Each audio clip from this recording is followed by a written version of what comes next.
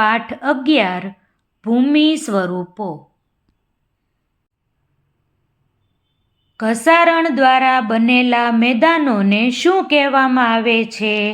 Penny plane.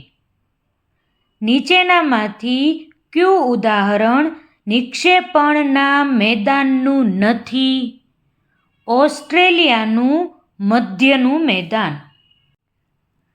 જે મેદાનોનું નિર્માણ સરોવરમાં કાંપના નિક્ષેપણથી થાય તેને શું કહે છે?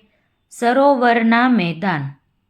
સામાન્ય રીતે મહાસાગરના આંશિક ભાગને શું કહે છે? ઉપસાગર. જ્યારે કોઈ જળ વિસ્તાર 3 બાજુથી ભૂમિથી ઘેરાયેલો હોય તેને શું કહે છે? અખાત.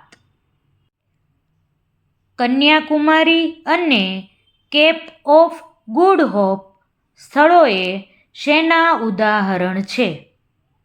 ભૂશિર.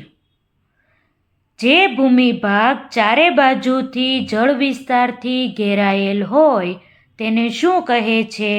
ટાપુ. પર્વતોની હારમાળા વચ્ચે આવેલા નીચાણવાળા ભાગને શું કહેવાય? ખીણ. બે જળ વિસ્તારોને જોડતી સાંકડી જળપટ્ટીને શું કહેવામાં આવે છે? સામુદ્રધુની.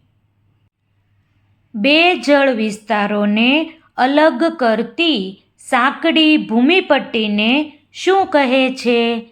સંયોગી ભૂમિ. ઉત્તર અમેરિકા અને દક્ષિણ અમેરિકા વચ્ચે કઈ સંયોગી ભૂમિ છે? પનામા. ભારત અને શ્રીલંકા વચ્ચે કઈ સામુદ્રધુની આવેલી છે? પાલ્ક. ભૌગોલિક સ્થાન અને સંરચનાના આધારે ઉચ્ચ પ્રદેશોને કેટલા ભાગમાં વહેંચવામાં આવ્યા છે? 3.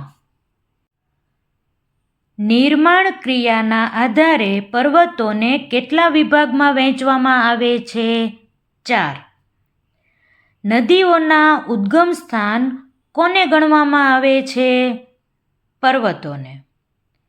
વિશ્વના 10મા ભાગની વસ્તીનું રહેઠાણનું સ્થળ કયો વિસ્તાર છે? પર્વતો.